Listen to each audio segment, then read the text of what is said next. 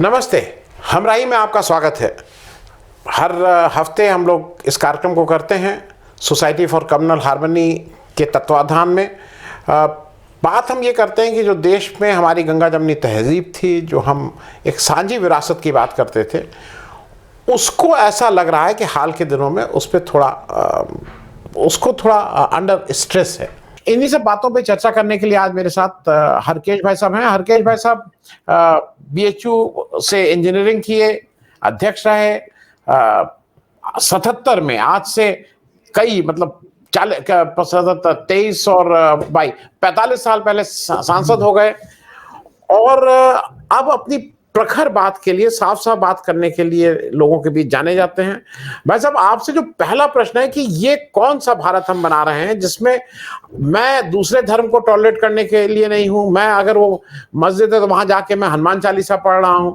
दूसरा धर्म वाला हमारे धर्म के लिए नहीं है और इसकी परिणति हो रही है। उदयपुर में जो हुआ, अमरावती में जो हुआ, उससे पहले भी देश में होता रहा है। तो एक पहले इसी से शुरू करते हैं कि ये भारत जिसमें जो गंगा जमनी तहजीब, टॉलरेंस, इसका वो था, उसको क्या हो गया है? देखिए, मैं जो चीज देख रहा हूँ, एक होता है धार्मिकता और एक होती है धर्मांधता। अगर कोई व्यक्ति धार्मिक है, सही मामले में धार्मिक है, तो उसके अंदर कुछ खास किस्म की क्वालिटीज होंगी। पहली बात होगी कि वो टॉलरेंट होगा, वो दूसरों की इज्जत करेगा, उसको सम्मान देगा, उसकी सहायता करेगा, उसमें उदारता होगी।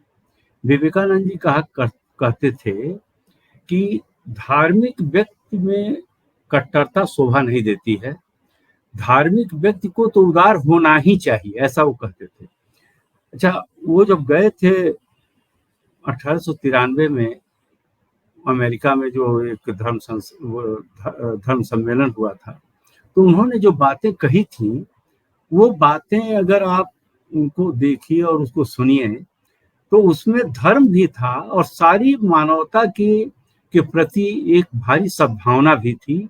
सारी मानवता को साथ लेकर चलने के जो भारत का सिद्धांत रहा है और जिसको कि हमारे प्रधानमंत्री अक्सर कोट भी करते हैं, ये आपको मालूम होगा, वो अक्सर ये बोला करते हैं वसुधैव कुटुंबकम की बात। एक श्लोक है, अयम निजः परो वेत्ति गणना लघुचेतसाम उदार चरिता नाम तो वसुधैव कुटुंबकम। ये पार्लियामेंट के सेंट्रल हॉल पर जब आप गेट में इंटर करेंगे, सीधे लिखा है, जहाँ जाकर के प्रधानमंत्री जी अपना मस्तक पटके थे सीढ़ी पर, उन्हीं से सीधा दिखाई देता है। वो यही श्लोक पहले दिखाई देता है कि यह मेरा है, वो तो पराये का है। इस प्रकार का जो भेदभाव, छोटी बुद्धि होती है, ये तो उसमें कहा गया है कि ये तो संकीर्ण विचार वाले लोगों की विचारधारा है। उदार चरित्र के लोगों के लिए तो सारा संसार ही एक परिवार है। तो ये बात तो बीजेपी के कई नेता कहते हैं, क्योंकि प्रधानमंत्री जी जब कहेंगे तो बाकी लोग कहेंगे ही कहेंगे, लेकिन करते क्या है, ये उनके आचरण और काम से पूरी तरह से स्पष्ट हो गया है। तो धार्मिक व्यक्ति का आचरण दूसरा होता है, उसमें उदारता होती है, सहिष्णुता होती है, दूसरों की मदद करने की भावना होती है, सद्भावना पैदा करने की बात होती है, भाईचारा, जो भी आप अच्छी बातें सोच सकते हैं वो सब होता है।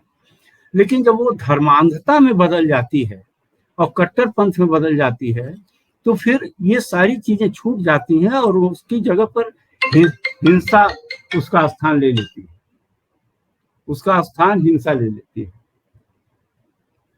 अब ये जो स्थिति आज देश में बनी है, वो धर्मांधता वाली बनी है। पहले इसको इस ढंग से हमें देखना चाहिए कि जैसे हमारे सरकार में जो आज लोग बैठे हुए हैं, सारे लोग प्रधानमंत्री से लेकर के नीचे तक सब विकास की बात करते हैं बार बार शुरू से, और विकास क्या हो रहा है वो आप भी जानते हैं, कोई विकास नहीं हो रहा है। देश को एक भरा हुआ खजाना मिल गया पुरानी सरकारों के कामों से। जो खजाना भरा हुआ था, आपको पता ही होगा कि सन 1991 में जब चंद्रशेखर जी प्रधानमंत्री पद से हटे हैं, उस समय भारत का गोल्ड वगैरह दूसरे देशों के बैंकों में, जापान में और इंग्लैंड वगैरह में चला गया था। तो जब मनमोहन सिंह जी वित्त मंत्री बने और प्रधानमंत्री थे नरसिम्हा राव जी, उस समय उन लोगों ने पहले यही फैसला किया कि किस तरह से उस सोने को वापस लाया जाए, क्योंकि ये देश की प्रतिष्ठा से जुड़ा हुआ मामला है और सोने से लोग देश की प्रतिष्ठा को जोड़ते हैं। तो वो लोगों ने आर्थिक नीतियों में परिवर्तन किया, बहुत काफी कुछ हुआ, उसके विस्तार में नहीं जा रहा हूँ। उसका विरोध कांग्रेस में भी हुआ और विरोधी दल के तो सारे लोग विरोध कर ही रहे थे। उसमें खासतौर से भाजपा बहुत विरोध कर रही थी, जो आज उसी सिद्धांत को और तेजी से लागू कर रही है, जिससे कि सारा सामंजस्य ही टूट जा रहा है। किस तरह से सारे पब्लिक सेक्टर को बेचा जा रहा है और सब प्राइवेट लोगों को दिया जा रहा है, वो सारी चीजें आप देख रहे हैं। तो उसमें मैं नहीं जाना चाहता। तो वो सोना वगैरह उस समय लाया गया और देश की अर्थव्यवस्था को मजबूत करने के लिए कई कदम उठाए गए। ये बताया गया था कि उस समय देश के फॉरेन एक्सचेंज रिजर्व में मुश्किल से 25,000 करोड़ रुपया रह गया था और जो एक हफ्ते का आयल बिल भी नहीं था। कुछ इस तरह की चर्चाएं उस समय सुनने में आती थी। आज वही फॉरेन एक्सचेंज उन्हीं लोगों की नीतियों के कारण लाखों करोड़ के रुपए में भरा हुआ है। ये सारा खजाना मिला और भी सारी चीजें मिली पुरानी सरकारों के किए हुए काम से जो समृद्धि आई। आज वो सारी चीज भाजपा की सरकार जब आई तो उसके नियंत्रण में आ गई, क्योंकि इन लोगों का विजन जिस तरह का है विकास के बारे में सब साफ दिखाई दे रहा है कि कुछ क्या करना चाहते हैं क्या नहीं। सारे कल कारखाने पहले से लगे हुए थे, उसमें इन्होंने कुछ भी एक भी चीज ऐड नहीं किया है। इन लोगों की भी सरकार करीब 14-15 साल रही है देश के अंदर, अगर पूरा देखिए कम से कम 14 साल ये लोग रहे हैं। तो 14 सालों में कोई बड़ा कारखाना बनाया हो, कोई रेल इंजन बनाने का कारखाना बनाया हो, कोई बहुत बड़ा हवाई जहाज बनाने का कारखाना बनाया हो, या पेट्रोलियम रिफाइनरीज वगैरह टाइप कोई चीज बनाई हो, कोई स्टील प्लांट, ऐसा कुछ नहीं दिखाने के लिए। चूंकि विजन नहीं है और समझ में भी जितनी समझदारी हो तो सब साफ दिखाई दे रही है। हमेशा गलत बयानी करना, गलत बातें बोलना, ये सब चीजें भाजपा के बहुत सारे नेता सब कर रहे हैं। तो ये लोग कर क्या रहे हैं कि भरे हुए खजाने का इस्तेमाल ये कुछ सड़कों को बनाने के लिए कर रहे हैं। तो सड़कें जो बन रही हैं, सड़कें बनाना भी जरूरी है, वो इंफ्रास्ट्रक्चर डेवलप नहीं होगा तो विकास होगा नहीं। तो ये सिर्फ एक काम को करके लोगों को दिखा रहे हैं कि हम बड़ा विकास कर रहे हैं, जबकि सड़कों के बनने से जो और चीजें होनी चाहिए, उनके किनारे इंडस्ट्री जानी चाहिए, इंडस्ट्रियल डेवलपमेंट होना चाहिए, एम्प्लॉयमेंट जनरेट होना चाहिए, ये सारी चीजें ऐसे पर कुछ भी नहीं। केवल पब्लिक को दिखाने के लिए जो सड़कें बन रही हैं, कहने के लिए हो गया है कि हम बहुत ज्यादा विकास कर रहे हैं। तो विकास वगैरह तो जैसा हो रहा है आप जानते ही हैं। बेरोजगारी कुछ रिपोर्ट जो आई थी आपको पता होगा, सरकार की बातें हैं कि 45 साल की सबसे बड़ी बेरोजगारी इस समय चल रही है। कोरोना ने उसको और इन्हांस कर दिया। तो ये सारी स्थिति आज देश के सामने है। बाकी सब चीजें महंगाई, बेरोजगारी और जिस तरह का संघर्ष, हिंसा, सारी चीजें, अराजकता की स्थिति सब आप देख रहे हैं। तो ये जो धर्म की बात लेकर के लोग चलते हैं, उसमें सबसे बड़ी बात समझने की है कि धार्मिकता और धर्मांधता, इसके बीच में अगर हम फर्क नहीं कर पाएंगे तो हमारे समाज में अराजकता रहेगी और विकास का कोई काम होगा नहीं, क्योंकि अशांति के वातावरण में विकास नहीं हुआ करता है। विकास का तो सबसे पहला इंग्रेडिएंट है कि समाज में शांति होनी चाहिए, कोई अराजकता नहीं होनी चाहिए, तभी विकास का काम होता है। तो विकास वगैरह की बात तो दूर हो गई। दूसरी बात, जो जिस तरह की घटनाएं घट रही हैं, अभी प्रॉफेट मोहम्मद के बारे में इनके प्रवक्ता, इस 2 प्रवक्ताओं ने कुछ बोला जिससे पूरा इंटरनेशनल रिएक्शन हुआ। और अभी chief justice of India America गए थे, वहां पर किसी एनआरआई ने एक कोई पांडे करके हैं, पता नहीं अभी आपको इसकी जानकारी मिली कि नहीं, हमें अभी कल ही जानकारी मिली। कोई पत्र उन्होंने सीजीआई को लिखा है, काफी लंबा पत्र है और उसमें तमाम घटनाओं का जिक्र किया गया है और कहा गया है कि ऐसी परिस्थिति में क्या हम लोग भारत की न्यायपालिका पर विश्वास कर सकते हैं, भरोसा कर सकते हैं। यह स्थिति बनी हुई है देश की कि आज पूरा इंटरनेशनली भारत का पूरा सिस्टम एक्सपोज हो गया है, भारत को चलाने वाले लोग एक्सपोज हो गए हैं। इस एक्सपोजर का नतीजा ये हो रहा है कि जो साख भारत की थी वो नीचे जा रही है। कई मामलों में, कई रेटिंग्स में इंडेक्स आए हैं जो इंटरनेशनल रेटिंग्स में, वहाँ हम बहुत नीचे चले गए। यहाँ तक कि ये प्रेस की फ्रीडम के मामले में हम पहले शायद 140-42 पर थे, इस समय 150 पर चले गए। इन सब चीजों का भी उसमें जिक्र किया जी। तो ये समानता के कारण जो अराजकता देश के अंदर फैली है, इससे भारत की इमेज बहुत खराब हुई है। और शुरू में जब प्रधानमंत्री जी 2014 में सत्ता संभाले थे, तो शुरुआती 2-3 सालों में जो उनकी इमेज इंटरनेशनली बनी हुई थी, वो आज इमेज नहीं है। आज निश्चित रूप से काफी प्रभाव पड़ा है। आपको मालूम होगा इस्लामिक कंट्री कई देशों ने उनको अपने देश का जी सबसे बड़ा रोका कानून मैं किया था। आज वही देश ये कह रहे हैं कि भारत के अंदर चीजें ठीक से नहीं चल रही हैं। उन्होंने हमारे एम्बेसडर्स को बुलाया और सारी चीजें जी किया। जी मैं हरकेश भाई अब साहब मैं एक चीज बीच में थोड़ा आपसे और समझना चाहूंगा। देखिए, जब आप भागीदारी की बात करते हैं तो सबसे पहली भागीदारी तो आपके नेता, मतलब जब आप चुनाव की होती है, क्योंकि किसी भी व्यक्ति को आज गांव में चले जाइए, रिजर्वेशन का मूल मूल भावना यह है कि एक जो वंचित वर्ग है उसको उसको भागीदारी मिले, इस तरह। लेकिन आप जब इस देश की जो सबसे बड़ी रूलिंग पार्टी इस समय की है, वो लोकसभा में एक टिकट भी नहीं देती है अल्पसंख्यक को, किसी को नहीं दिया। राज्यसभा में उसका एक भी एमपी नहीं है, वो गुजरात में 25 साल एमएलए के टिकट जो देती है उसमें आज तक एक टिकट भी नहीं दिया है, उत्तर प्रदेश में नहीं दिया है। तो ये आपको कहीं नहीं लगता है कि ये बात आप हम और आप जितनी देर कह लें, लेकिन वो लोग जो जो अल्पसंख्यक हैं उनको एक उनके मन में एक डर कह लीजिए या एक असमंजस की स्थिति कह लीजिए, लेकिन वो है, उनको लगता है कि भाई हम तो, हमारे साथ क्या हो रहा है। एकदम सही बात आपने कहा। जो मैंने कहा है कि एक इंटरनेशनल एक्सपोजर हो गया है, अब इन लोगों को पता चल गया है कि हमारी उम्मीद नहीं है, तो अब एक मात्र कंसंट्रेशन पूरी पार्टी का और सारे नेताओं का ये हो गया है कि किस तरह से भारत में सत्ता पर कब्जा जमाए रखा जाए और सत्ता पर काबिज रहा जाए, और इसके लिए क्या हमको करना होगा, केवल उसी दिशा में सारा काम हो रहा है। तो उसका सबसे जो फंडामेंटल पॉइंट है वो ये है कि किसी भी तरह सोसाइटी को पोलराइज कर दिया जाए। अगर पोलराइज हम करते, अब जितने एक्शंस हो रहे हैं, सारे एक्शंस, चाहे उदयपुर में हो, अभी ये जम्मू कश्मीर में कल अमरनाथ यात्रा वाले मामले में भी हुआ है, वहां पर भी जो भी घटनाएं घटी हैं, इन सारी घटनाओं में जो लोग पाए गए हैं उनका संबंध बीजेपी से जोड़ा जा रहा है। उसके भी तमाम दस्तावेज और सारी चीजें सामने आ रही हैं, बीजेपी के लोग उसका खंडन कर रहे हैं, ये सब चल रहा है। तो ये पूरा एफर्ट इस समय ये चल रहा है कि किस तरह से सोसाइटी को पोलराइज करके सत्ता को अपने हाथ में बनाए रखा जाए। इंटरनेशनल इमेज का बाद में देखा जाएगा, जो होना होगा होगा। कुछ इस तरह की भावना आ गई है, इसलिए हर एक्शन से सोसाइटी को पोलराइज किया जा रहा है केवल सत्ता में बने रहने के लिए। और उससे जितने भी काम, जैसे आपने कहा कि लोकसभा में इनका कोई सदस्य नहीं है, विधानसभा में इनका कोई ये क्या कहते हैं, ये राज्यसभा में अभी ये को अभी हटाए हैं तो कोई वहां पर नहीं है। अब कुछ चर्चा चल रही है कि शायद इस देश में वाइस प्रेसिडेंट बनाने वाले, पहले प्रेसिडेंट की बात चल रही थी, वाइस प्रेसिडेंट की बात चल रही, अब क्या करने वाले नहीं करने वाले वो तो सब सामने आ जाएगा। लेकिन जितनी घटनाएं इस समय हो रही हैं, जितने भाषण हो रहे हैं, आप सब जगह आप देखेंगे उससे किस तरह से पोलराइज किया जाए सोसाइटी को, इस पर पूरा कंसंट्रेशन है। और हिंदू मुस्लिम पोलराइजेशन के जरिए ही यूपी के चीफ मिनिस्टर ने चुनाव के टाइम में एक बात बोला ही था, 80-20 का मामला है, उसको लेकर के बड़ी आलोचना हुई, सारी चीजें। तो 80-20 क्या, वो तो हिंदू सोसाइटी, जो हिंदू और मुसलमान की बातें लोग करती हैं, उसमें हिंदू समाज के अंदर भी बहुत सारे लोगों पर इनका भरोसा नहीं। तो वो कम से कम 30% लोगों को उत्तर प्रदेश में, हमको नहीं लगता है कि वो कुछ अपना समझते हैं और उनके प्रति उनका कोई अपनापन का भाव है।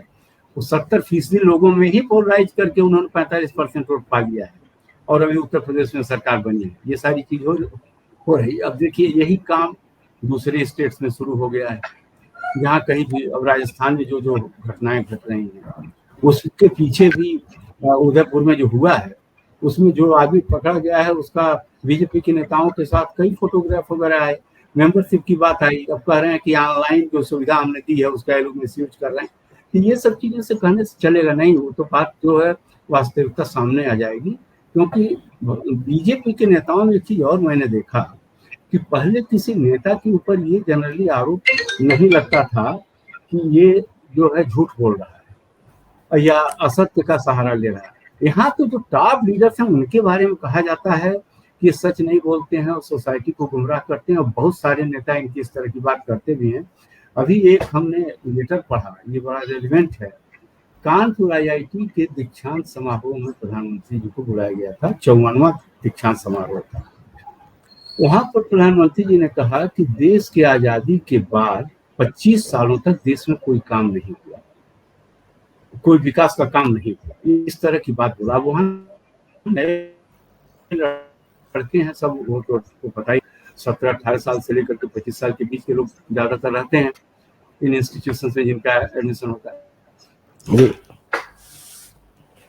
एकदम नई पीढ़ी के प्रधानमंत्री के द्वारा बोला जाना, ये कितने बड़े दुर्भाग्य की बात है।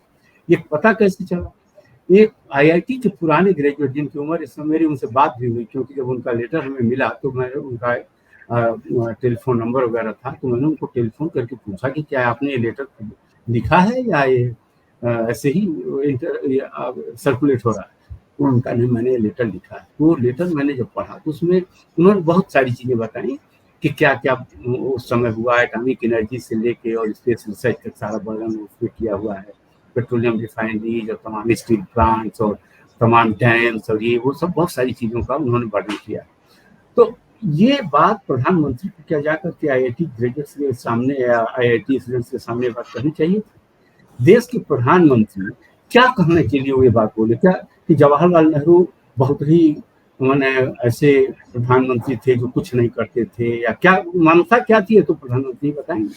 और एक ऐसे आदमी के लिए फ्रीडम स्ट्रगल का हर नेता, ये मेरी पर्सनल मान्यता है कि आजकल के नेताओं से कम 1,000 गुना बड़ा हर आदमी था, जो उस समय का सबसे घटिया स्तर का भी आदमी आप मत कहें, अवश्य हम वे सब प्रयोग नहीं करना चाहते, लेकिन अगर आप सबसे निचले पायदान का आदमी आप माने किसी को, वह भी आज के सबसे बड़े नेता से 1,000 गुना ज्यादा था। उसके अंदर सेंस ऑफ सैक्रिफाइस थी, उसने तमाम त्याग और बलिदान करके, हमको तो बताया फ्रीडम फाइटर्स ने, कुछ लोगों ने, कि किस तरह से हम लोगों को पीटा जाता था, हमारे घरों को तोड़ा जाता था, जो आजकल बुलडोजर का काम चल रहा है। उस समय ब्रिटिश फौजें और उनकी पुलिस आकर के लोगों के घरों को तोड़ती थी, उनके बर्तन जो होते थे एल्यूमिनियम वगैरह के, उसको कूच के पूरी तरह से उसे कुचल डालते थे, बड़ा बड़ा जूता रखते थे, उसमें कांटियां लगी रहती थी, उससे उनकी पिटाई करते थे, सारी बातें। कितने लोग मर गए, कितने जेल गए, क्या क्या हुआ। एक सावरकर को लेकर के लोग बात करते हैं, सावरकर की स्थिति देखिए, इनके पूरे वर्किंग में कितना कंट्राडिक्शन है।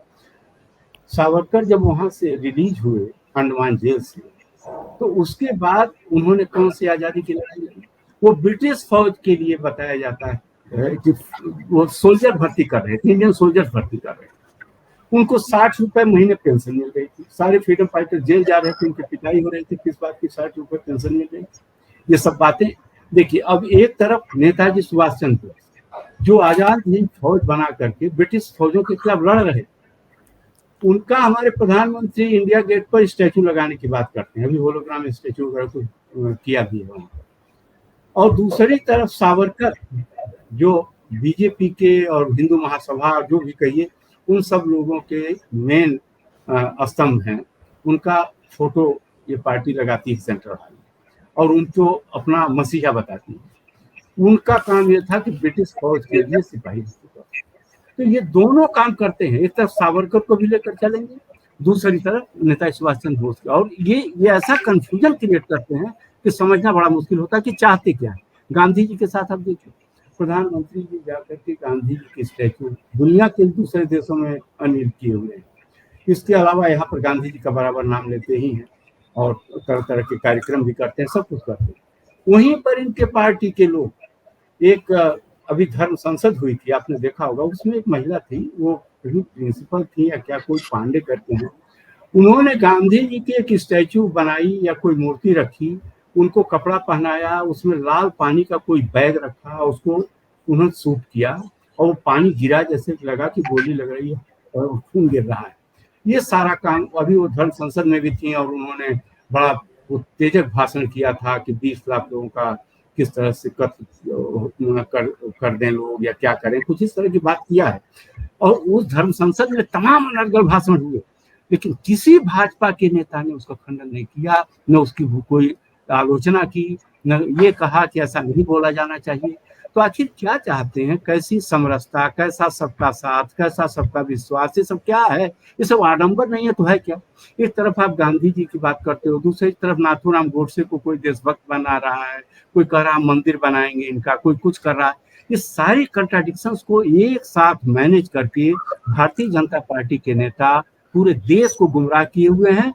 और दुर्भाग्य क्या है कि देश के पढ़े लिखे लोगों का एक बहुत बड़ा वर्ग ब्लाइंडली इन बातों को सपोर्ट कर रहा है, बगैर किसी एनालिसिस के, बगैर किसी विश्लेषण के, बगैर किसी समझदारी के। इससे बड़ा दुर्भाग्य और कुछ नहीं हो सकता। और इसका उदाहरण अगर कहीं मिलता है तो अभी थोड़ा सा तो श्रीलंका में देखने को मिला है, कि हिटलर के जमाने में मिलता है। जिस हिटलर के बारे में गोलवलकर साहब ने कहा ही था, जिसको लेकर के बड़ा विवाद हुआ था, एक लेख उन्होंने लिख दिया था कि हिटलर जो जर्मनी में कर रहा है वो ठीक ही कर रहा है, क्योंकि दो संस्कृतियों के लोग एक साथ नहीं रह सकते, और भारत के लोगों को इससे प्रेरणा लेनी चाहिए। तो वहाँ तो यहूदियों को मरवा रहा था हिटलर, भारत के लोग किस बात करेंगे? हाँ जी तो मैं एक चलते जी जी ये मैं धर्म एक का चलते इस्तेमाल राजनीतिक सत्ता के लिए करते हैं, कोई इनका मतलब नहीं। जी मैं चलते चलते का अंतिम प्रश्न कर लूं, समय का थोड़ा वो है, बहुत संक्षेप में। मतलब एक चीज ये बताइए, बार बार एक एक कहा यह जाता है कि भाई हम तो संसद में 303 सीट के जीत के आए हैं और हमें मैंडेट है पूरे देश का कि हम जो चाहे वो करेंगे, कुछ इस तरह की बात करते हैं। मुझे ऐसा लगता है कि जो मैं समझा हूं कि लोकतंत्र में जितना जरूरी पक्ष है उतना ही जरूरी विपक्ष भी है। भाई आपकी स्टैंडिंग कमेटी होती हैं, आपके बहुत से फोरम ऐसे हैं जहां पे परस्पर विचार विमर्श होके, चर्चा होके किसी जगह कॉमन ग्राउंड पे आते हैं। लेकिन आपको क्या लग रहा है कि अब डेमोक्रेसी की एक नई परिभाषा लिखी जा रही है कि मैं अगर जीत दिया तो मेरी लाठी मेरी भैंस? अब तो क्योंकि आप जिस समय आप तो सत्ता पक्ष के रहे हैं एक समय, राजीव गांधी जी का 416 420 425 के करीब सीटें थी, तब भी शायद इस तरह का वो नहीं आया था कि जी कभी तो इस पे एक आपने संक्षेप में टिप्पणी की, ये जो एक लोकतंत्र की नई परिभाषा है कि अगर मैं मेरी मेजॉरिटी है तो मैं कुछ भी करने के लिए मुझे मैंडेट है। ये परिभाषा निकाला है वर्तमान सत्ताधीश लोगों ने, सत्ता में जो लोग काबिज हैं, ये उनकी परिभाषा है कि मेजॉरिटी अगर मिल जाए तो जो चाहो वो करो, बुलडोज करो, मारो काटो, घर गिराओ, जो चाहो वो करो। ये कभी इसका मतलब नहीं होता, न संविधान इसको परमिट करता है, न संविधान मेकर्स, क्योंकि वो लोग तो खैर बहुत बड़े लोग थे, उनकी कोई तुलना ही नहीं है, उनकी बात ही करना बेकार है आजकल के लोगों के साथ। ये जो आज के लोग हैं, ये इन चीजों को एक लाइसेंस मान रहे हैं कि हम कुछ भी कर सकते हैं, इसीलिए सारा काम कर रहे हैं। अभी हमको किसी ने भेजा है प्रेसिडेंट केनेडी का, इसी मेजॉरिटी वाले बात पर प्रेसिडेंट केनेडी का एक स्टेटमेंट है, उनके फोटो के साथ हंसता हुआ फोटो उनसे दिखा रहे हैं कि प्रेसिडेंट केनेडी कह रहे हैं, sometimes the majority just means all the fools are on the same side. इसको कह रहे हैं वो, and he is laughing also. हमारे जज ने कहा कि अगर हंसते हुए कोई चीज कही जाए उसे ऑफेंस नहीं मानना चाहिए, तो हंसते हुए बोल रहे हैं कि कोई ऑफेंस नहीं माना जाएगा ये, लेकिन उन्होंने ऐसे बोला।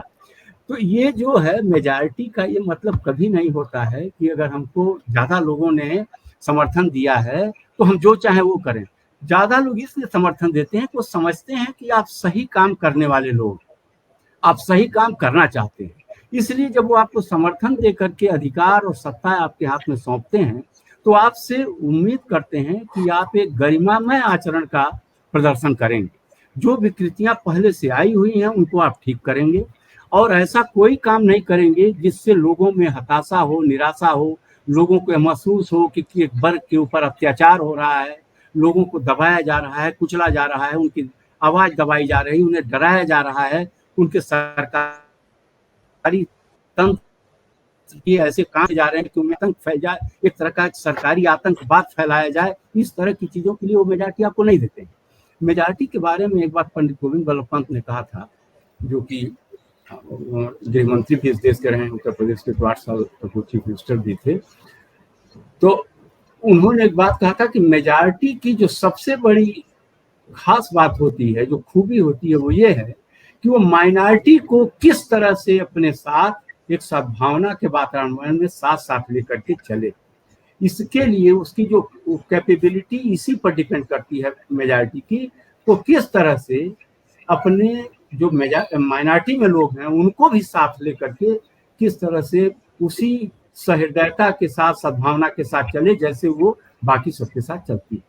यानी उनका मतलब ये था कि मेजॉरिटी की ताकत और उसकी जो विशेषता है वो इसी बात पर आकर निर्भर होती है कि माइनॉरिटी के लोग, माने कम संख्या वाले लोग, वो किसी जाति धर्म की बात नहीं कर रहे थे, उनका मतलब ये था कि जो कम संख्या वाले लोग हैं, जैसे अपोजिशन ही है, वह भी किस तरह से सरकार को साथ मिल करके चल सके, या पूरे समाज के अंदर भी जो माइनॉरिटी मेजॉरिटी की बात है उसमें भी कैसे सद्भावना रहे। इस बात को वो कहने के लिए उन्होंने बात कही कि उसकी सबसे बड़ी विशेषता ये है कि किस प्रकार से माइनॉरिटी को भी एक अच्छे वातावरण में अपने साथ लेकर के चल सके, इसका आज पूरी तरह से अभाव दिखाई दे रहा है।